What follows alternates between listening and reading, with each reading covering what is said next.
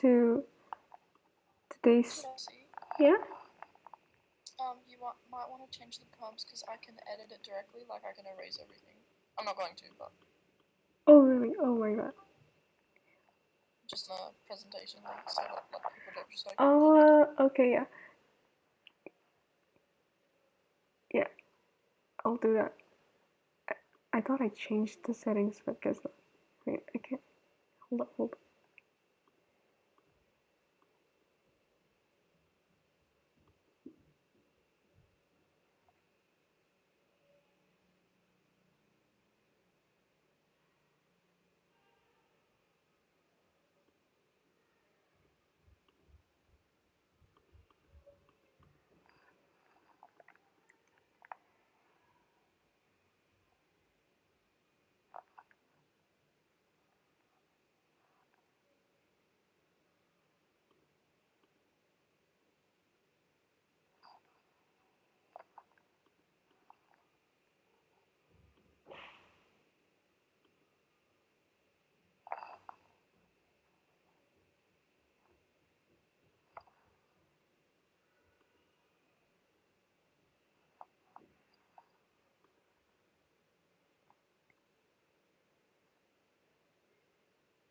Okay, should be changed now.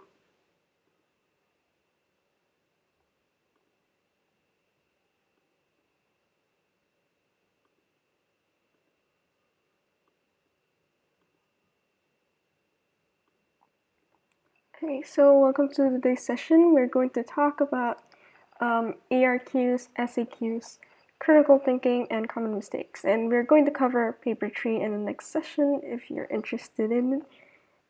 And unfortunately, Kat won't be here today because she has external. She suddenly has something coming up, and yeah, I'll try to cover as much as possible if I can.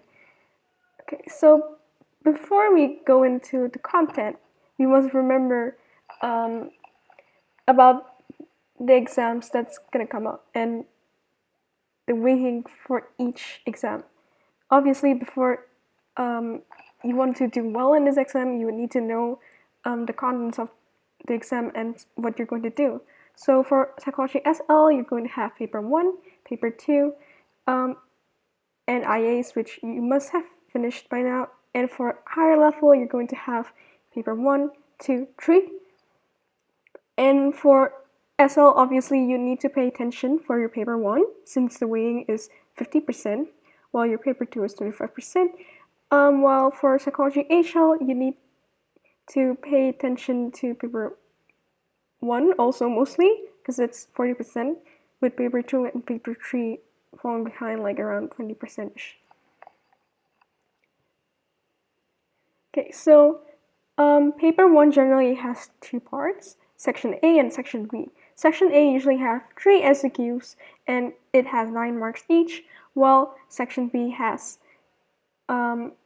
section B has 3 questions where you have to choose 1 question to answer, and it's usually each of them has different core topics.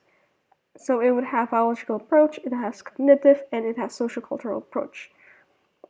While paper 2, on the other hand, would have 4 options with each with 3 questions each for each of the options.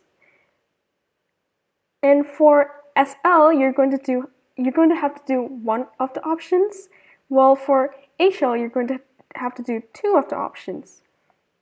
Meanwhile, paper 3 will have very different and structured questions, and we'll cover that next time.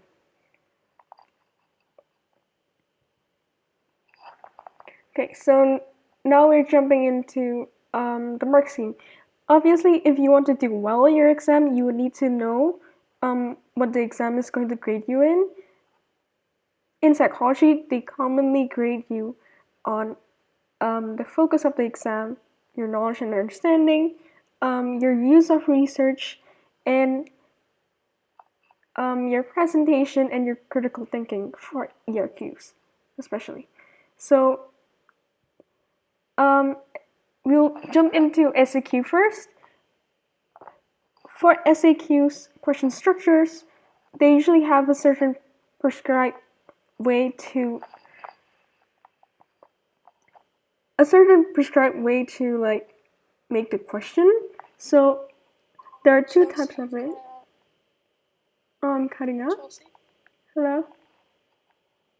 Hello? Can you hear me?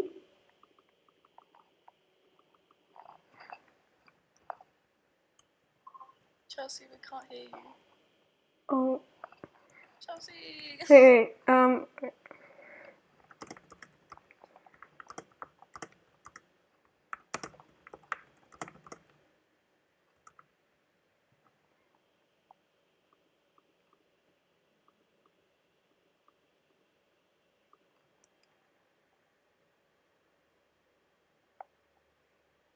going to have to. Oh no.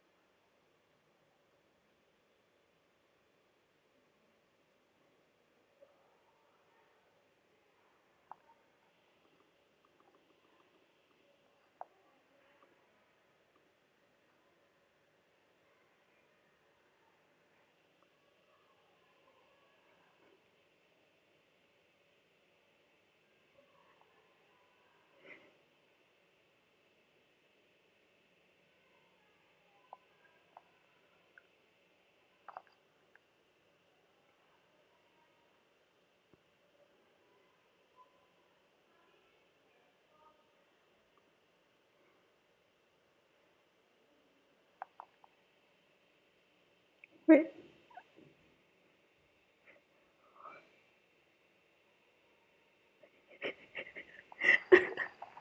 Oh god. Wait, am I? Oh no. I can't tell if my connection's good or not. Is it working now? I'm so sorry, y'all.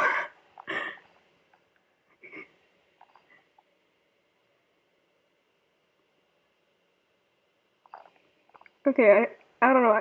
I just changed I actually changed my Wi-Fi to my own personal hotspot, but then apparently it went shit.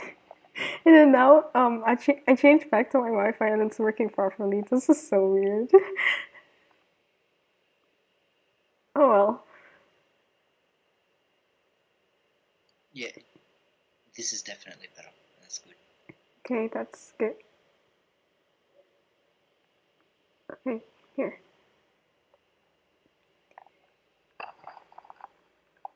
Did I cut off in this presentation? Or was I already cutting off in like the presentations before?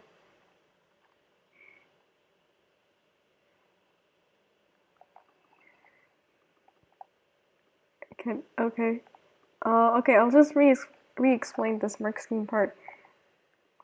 Okay, so, well, obviously you need, oh, I can't, okay, yeah, oh, it's that, it's all the way back there. Okay, I'm gonna re-explain this part. Okay, so for ERQs, you have, um, you will have 3 ERQs, and each of them are going to be from different core topics, from biological approach, cognitive approach, and also social culture approach. And you'll have to do either one of them, and for HL, there's at least one of them is going to be HL extensions. Meanwhile, in paper 2, you're going to have 4 options from the abnormal psychology, the human relationships, developmental psychology, and health psychology. And between these 4 options, for SL, you're going to have to answer 1 question. While for HL, you're going to have to answer 2 questions from the topics you've learned with your teacher. While for paper 3, we're going to discuss that in a later time. Okay, so obviously, for you to score well in your exams, you would need to know what they're grading you in each of these papers. And usually SAQ has similar mark schemes, while ERQ has their own similar mark schemes. So the main 2 things we're going to talk about here is SAQ and ERQ. So for SAQs, they just score you out of 9, and they look at like the general overall of your exam. So they look at whether you're focused on the question, whether you use knowledge and understanding, like whether you demonstrate that, whether you're showing if you understand the question they're asking or not, whether you use appropriate research to support your answer, and whether the overall response that you write is described appropriately and whether it explicitly links back to the question. So it has to be structured and clear. Well, for ERQs, you need to focus on the question. You'll need to show your understanding on the topic. You also need to use research to support your answer, show critical thinking, and obviously have a clear structure. Okay, so we'll go into SAQs first. For SAQs, there are two types of ways the IB can formulate an SAQ. The first is they add a commenter, outline, describe, or explain, plus the content. Usually the content is like one study of something or theory, like one study of a theory of something or one technique of something. Well, another form of SAQ question is using command terms and then one method or consideration plus the topic. So they have an addition of asking you like the research methods or the ethics of it, of like the particular content. So you're going to have to focus on the method or the ethical considerations of it. Okay, so I'm gonna explain briefly the command terms one by one because we have different command terms, but depending on your strategy, it's not you don't always have to like really focus on the nuance of it, and I'll explain what. So first we have describe. Describe is a more content-based question, and you obviously, like for every SAQ you're going to have to use your studies to support your theory, and you're obviously going to have to focus on your content. However, describe usually asks you to provide the characteristics and features, and you're going to have to identify the concepts involved, define them, and explain them. Meanwhile, for something like outline, outline actually means like indicating the main features of something, like so indicating main features of a concept.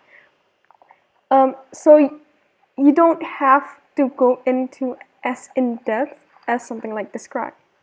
Meanwhile, for explain, you have to give a more detailed account, including the reasons or causes. So it is similar to describe, usually, but you have to explain why it's like that and link it back with your studies. However, the issue with like 3 of these command terms is that even if you like only identify the concepts involved in something like outline, they're still going to score you like out of an overall. So maybe depending on the people who are going to mark your exams, the commanders may or may not matter. So it's best for you to give as much detail as possible, as much necessary detail as possible if you can. So like you won't lose marks, especially on when the examiner thinks that, oh, outlining also means that you have to explain about the study, you have to show, explain the concept of something, and then you have to show the study, and then you have to link back. Okay, so I've been mentioning like how you're going to have to structure SAQ, but I'm going to elaborate more on this right now. So basically, there are three main parts of an SAQ answer structure. There's the introduction, the supporting study, and the conclusion. It's usually easier for you to get full marks for SAQs if you can do this correctly. And that also actually depends on whether the examiner is more lenient with you or not. But let's just assume that like if you follow the structure, you can get at least the 7 out of 9 marks. Okay, so for introduction, you're going to have to explain about all the content that you're going to talk about. So, for example, let's just say in biological approach, they're asking you about hormones. Then you're going to have to briefly talk about hormones, or you can also directly jump into one hormone. Let's just say we're going to talk about oxytocin. You're going to have to explain how oxytocin works, and then after explaining how oxytocin works, where it's secreted from, and etc., etc., you're going to start talking about how it's related to one behavior. And this is where the study comes in. In the next part, you start describing about your studies, the aim, method, results, conclusion. And if possible, you can go into detail about each of the studies, since they don't. The focus of an SAQ is more of explain instead of ERQs. So after you explain your study, you have to make sure to link back to the question that's being asked.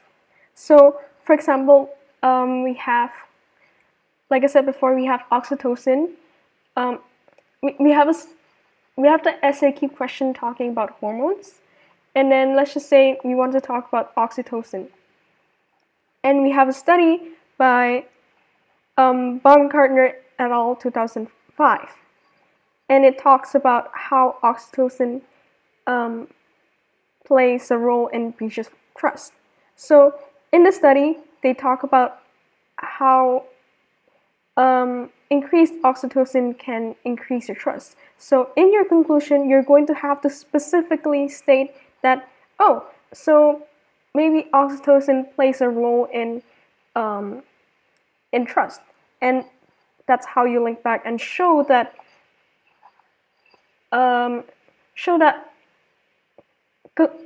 and conclude that there's like a behavior that's being affected when there's hormones.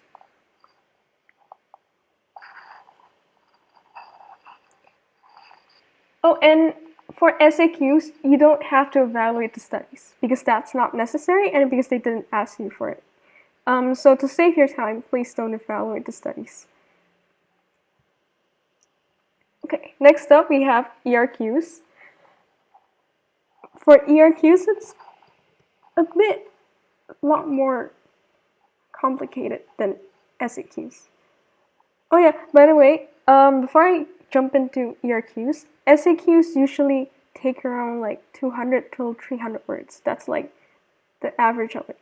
Well, for ERQs, it usually takes around 700 to 1,000 words.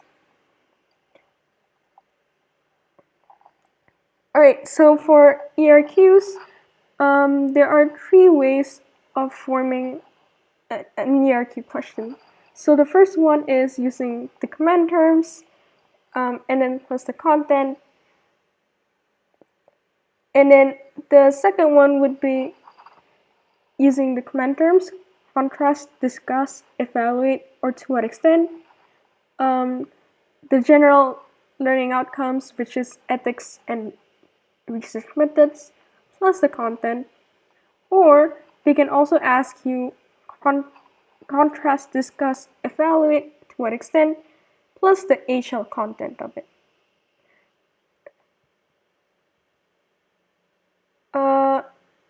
I'm not fully sure. I'm pretty sure that I'm pretty sure that SL kids wouldn't have the HL version, but since this is like a fairly new syllabi, it's probably like safer for SL students to learn at least 2 core options. My bad. It's at least best for like SL students to at least learn 2 cores, for the reason like just in case if the HL content comes out in the SL. But there's a very low chance for you to get like all 3 HL extensions on a question exam. Well, actually, no one really knows what are the chances, but according to the IB, there should be at least 1 HL extension for SL, for HL, my bad, for HL, because it's only for HL people. Okay, so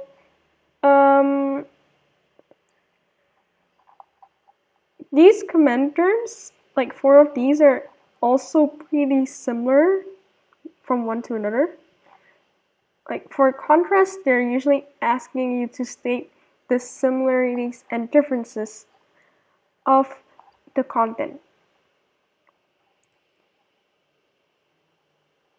While for discuss, it's more about making a balanced argument.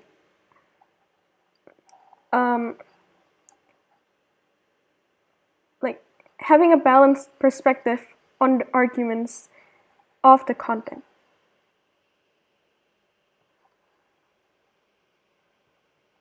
Well, for evaluate, it's more about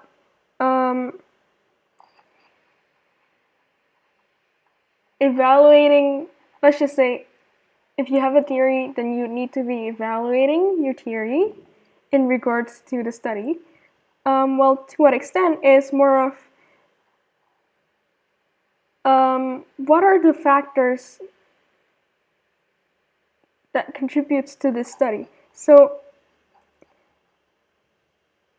technically, 4 of these are actually also like not that different, but the way you approach it is going to be a little different depending on how it's asked. Because for let's just compare discuss and evaluate. For discuss, you're going to have, if possible, it's better for you to have like a balanced approach. That means that you have approach from different perspectives, like different arguments. But for evaluate, it's also possible for you to just have an argument and like talk about to what extent this argument is supported.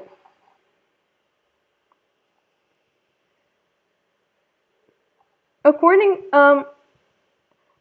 to Kat, contrast and compare is one of the hardest command terms you can ever get, because you're going to have to, like, let's just say if you have something like memory models, then you're going to have to compare the similarities and differences using your study.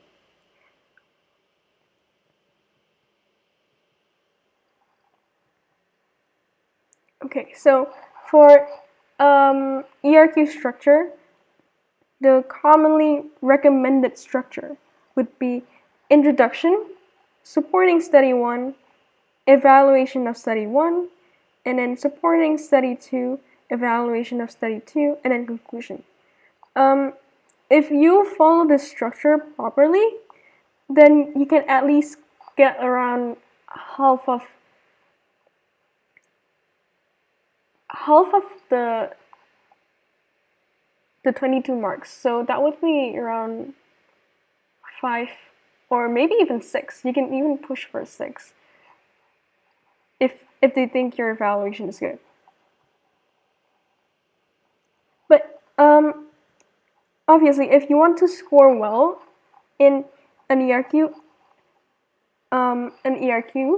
you'd have to make sure that you're focused on the question. Because the thing with ERQs is that a lot of people, most of the time, when they try to answer the ERQ, they focus on describing the studies.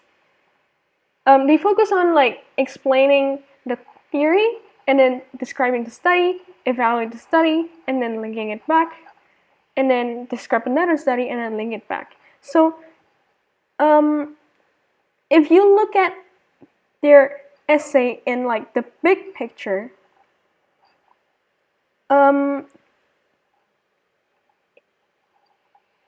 it might not always be like, it might not always have a weight to it, because it might be that they're only arguing for one side of the argument using the studies, and it might be that like the studies and the evaluations they have is just like evaluation specific studies. In IB, for you to score well in your ERQs, they do not want that. They want that your evaluation of the study is used to support the arguments or like the evaluations of the content. So make sure that like your studies are always relevant to what you want to say. So like everything has to explicitly link back. Okay, so for the introduction of an ERQ, it's actually quite similar to an SAQ. You have to, if you have a content, let's just say, talk about the reliability of memory. No, reliability of cognitive processes. Then you'd have to talk about the general overview of the reliability of cognitive processes, and then proceed to talk about one of the theories in the reliability of cognitive processes. Let's just say we can talk about reconstructive memory, we can talk about memory, flashbulb memories. So between these two, you can talk about both of them, or you can focus on talking about evaluating one of them. Like I said before, if you have evaluate, you can talk about one study and one theory and evaluate about one theory, or you can talk about two theories and like maybe discuss them in a more balanced way. And then after you talk about your theory, you mentioned like how one of your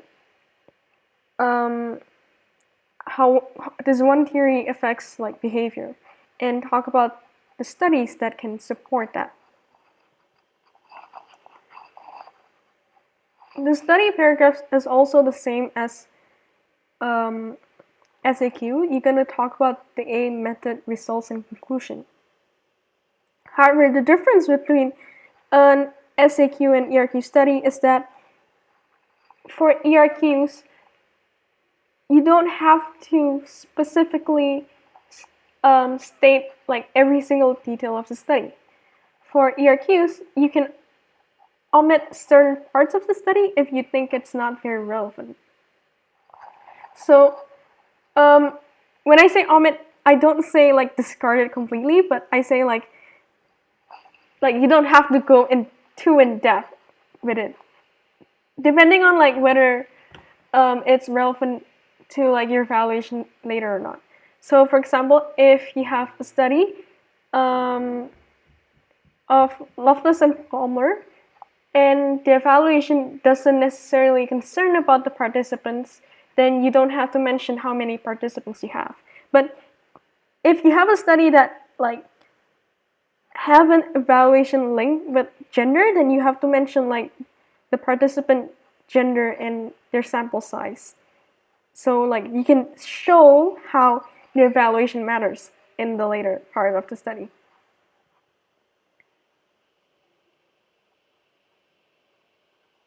Yeah.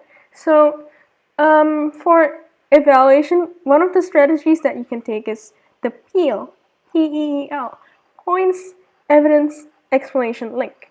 So in an evaluation of the study, you have to make sure that you point out which part of the study has some things you can evaluate on. And then after mentioning them, you have to explain why. Like, just pretend you're writing this essay to someone who doesn't understand psychology. So you're going to have to explain like the issues with the study and like why it matters. Let me think of. Okay, let's just say something like, if I recall correctly, in Loftus and Palmer's study, they might have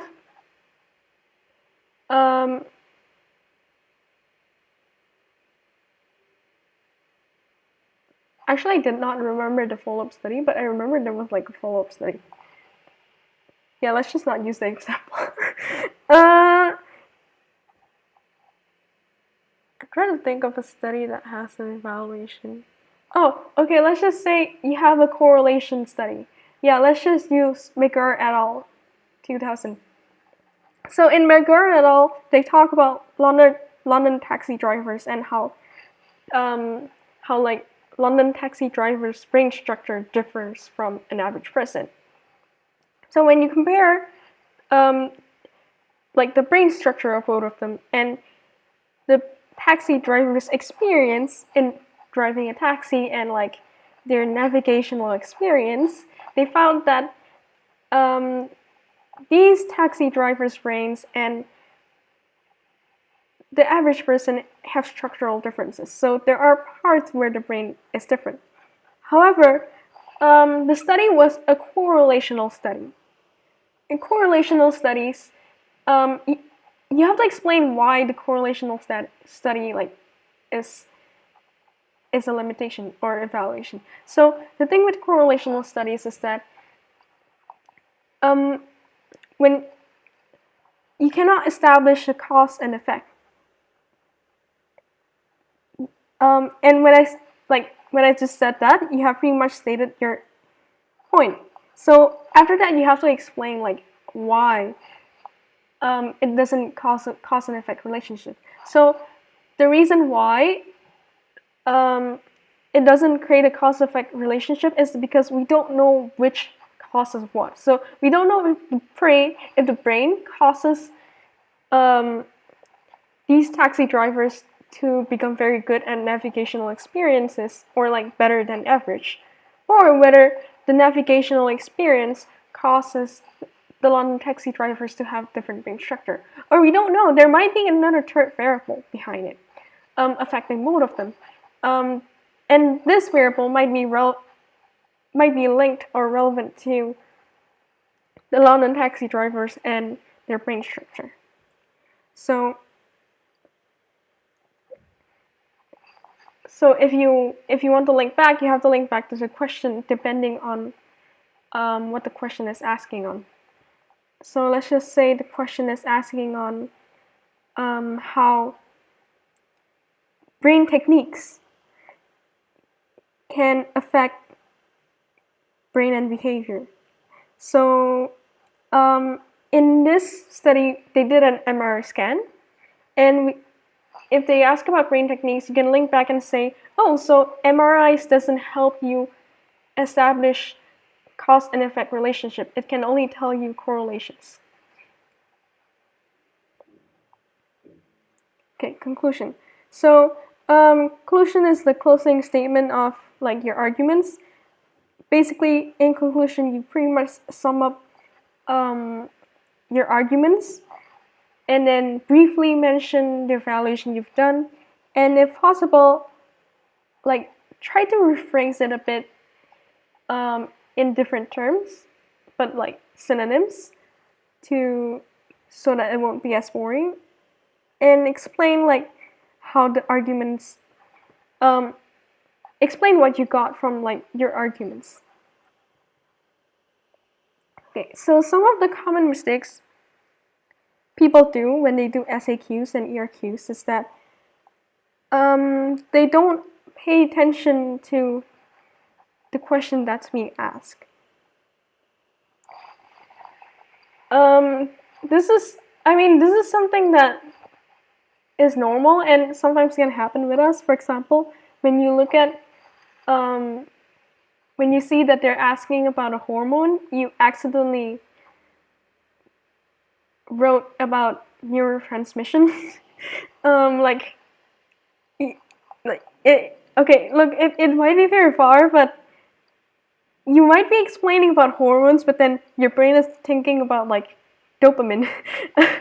It's sometimes that happens. Make sure that you're doing the right thing, and one of the ways to avoid that is to make sure you plan your essays before writing them. So maybe like 5 minutes before you start to write your essay, try to plan out what you're going to write in your ERQs, and then like double check if your plan is like answering the question.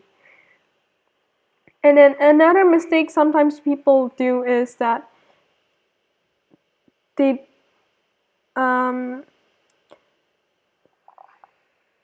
use the wrong studies. So please make sure to memorize the studies that you have, and make sure you remember the right one. And at other times, sometimes it might be because the examiners think that you don't meet the command term requirements, or you don't use an argument-based answer for the question. So, well, for argument-based answers, if you do it very well, you can get a 7 easily. However, if you're like not confident with doing argument-based, which actually it shouldn't be that hard, then you can stick with like the regular structure-based that we gave as a recommendation, and I'm pretty sure you'll pass with like that kind of structure. Okay, so if you want to come up with like critical thinkings, then you can use the abbreviation of MATBEARS, which consists of method, applications, triangulation, bias, ethics, areas of uncertainty or alternate explanations, reductionism or wholesome, or sample. So, method is you want to discuss about the methods that they use, like whether it's a qualitative research, whether it's a quantitative research, how the design of the research affects the study. For application, you're going to have to ask like, what theory does this apply to? So, how does this theory apply to real life situations well? And then triangulation is basically whether the study uses different techniques in order to increase real life situation. Huh? Wait, what's going on? Okay. Triangulation is basically like different aspects of the study. So like, for example, whether they use a combination of different research methods, or what? I'm not a TOK queen, it's Alex. Alex is the TOK queen. Or whether they have like different researchers looking at the case. This is usually more used in qualitative studies, though, because you know like how qualitative studies are usually kind of more biased than others. Well, in experimental studies, they're more controlled. So, however, triangulation on a theory would be good. So, like a mix of qualitative, quantitative studies mixed together to support the theory. Okay, and then biases. Biases always appears in every study, to some extent. Wait, I think I regret saying that. Okay, yeah, so for control experiments, there may or may not be a bias, but there are usually like biases you can kind of address. And then for ethics, usually most studies have good ethical considerations, but there are studies which has like deception, anonymity issues, or ethics about animal research that you can address on, but that usually focuses more on like the ethics of animal research itself. Join our biological approach revision session for more details on that. Okay, areas of uncertainty. Well, areas of uncertainty involve something like whether there's bidirectional ambiguity, I bet, like whether there might be a third variable that's working on, or so apparently this is very important when you're looking at twin studies. It can be used. And then reductionism or holism. So you want to also look on whether the study is reductionist or holistic, as if the study is making very bad, simplistic conclusions, reductionism, or holism, or whether it has a very complicated way of addressing something. So it's usually good in psychology studies for them to